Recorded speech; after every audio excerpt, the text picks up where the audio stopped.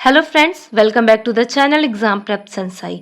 अगर आप UP TET C TET 2026 teacher eligibility test की तैयारी कर रहे हैं तो यह क्लास आपके लिए बेहद महत्वपूर्ण होने वाली है, क्योंकि आज हम इस क्लास में कुछ इंपॉर्टेंट प्रश्न करेंगे जो आपकी परीक्षा में पूछे जाने की संभावना है।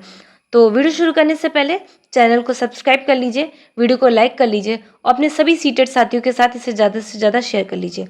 तो चलिए आज की क्लास शुरू करते हैं। हमारा पहला प्रश्न है आज का, विकास और वृद्धि में मुख्य अंतर क्या है? मतलब कि ग्रोथ और डेवलपमेंट में क्या डिफरेंस है?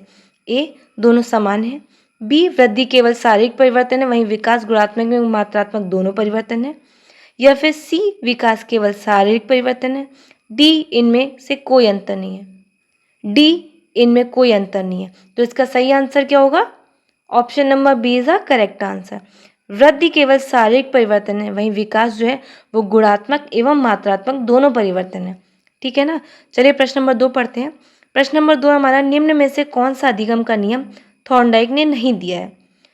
तो ए, तत्परता का नियम। बी, अभ्यास का नियम। सी, प्रभाव का नियम। डी, पुनर्बलन का नियम।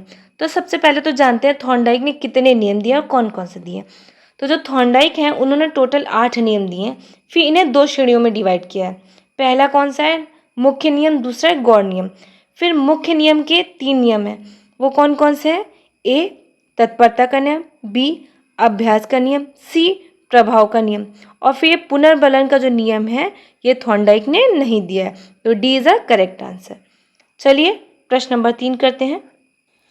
प्रश्न नंबर 3 है, बच्चे ज्ञान का निर्माण स्वयं करते हैं, यह विचार किस सिद्धांत से जुड़ा है? ए, व्यवहारवाद। बी, रचनावाद। सी, परिपक्वतावाद। या फिर डी, अनुबंधन। तो इसका सही आंसर क्या होगा? जी हाँ, इसका सही answer option number B is a correct answer, रचनावाद। चलिए प्रश्न नंबर 4 करते हैं। ए, शिक्षक कक्षा में बच्चों की व्यक्तिगत भिन्नताओं को ध्यान में रखकर पढ़ाता है, या किसका उदाहरण है? ए, समावेशी शिक्षा। बी, बाल केंद्रित शिक्षा। सी, रटने की शिक्षा।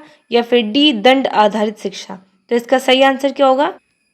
B is a correct answer, बाल केंद्रित शिक्षा। अगर आप लोगों ने इसके प्रीवियस जो हमने वीडियोस दी हैं, अगर आप लोगों ने इससे पहले मैंने जो क्लासेस पढ़ाई उनको सीरियसली पढ़ा होगा तो आराम से क्वेश्चन आपको समझ में आ रहे होंगे और आप कर पा रहे होंगे।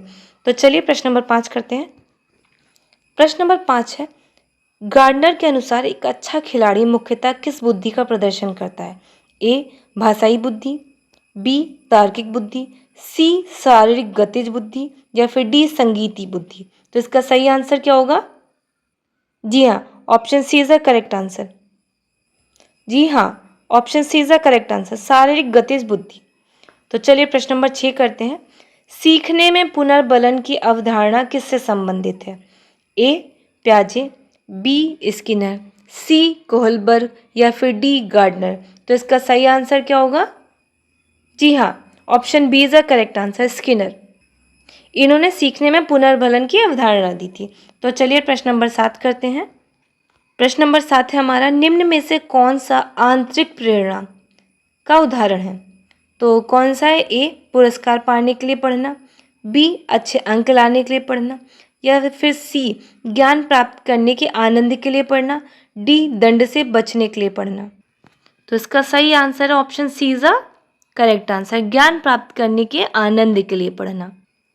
तो option C is the correct answer, ज्ञान प्राप्त करने के आनंद के लिए पढ़ना। तो चलिए प्रश्न नंबर 8 करते हैं। इसके फोल्डिंग शब्द किस मनोवैज्ञानिक से संबंधित है? A, Bruner. B, Freud. C, Thorndike. या फिर डी, पावलोव। तो इसका सही आंसर क्या होगा? ए, ब्रूनर।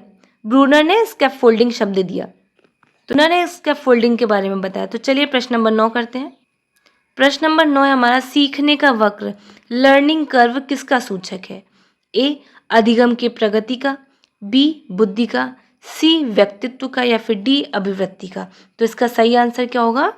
जी हाँ, option A is a correct answer, अधिगम की प्रगति का।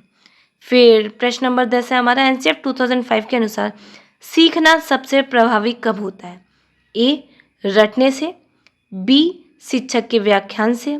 या फिर सी, बच्चे की सक्रिय भागीदारी से। डी, गृह कार्य से। तो सीखना सबसे प्रभावी कब होता है? इसके पहले वाली क्लास में आपने एनसीएफ 2005 पढ़ा था, तो बताइए। जी हाँ, इसका सही आंसर है बच्चे की सक्रिय भागीदारी से। तो ये आज का अंतिम प्रश्न था। अगर आपको ये वीडियो पसंद आई हो तो इसे लाइक करिएगा, चैनल को सब्सक्राइब करिएगा और अपने सभी यूपी टेट और सीटेट साथियों के साथ इसे ज़्यादा से ज़्यादा शेयर करिएगा। धन्यवाद।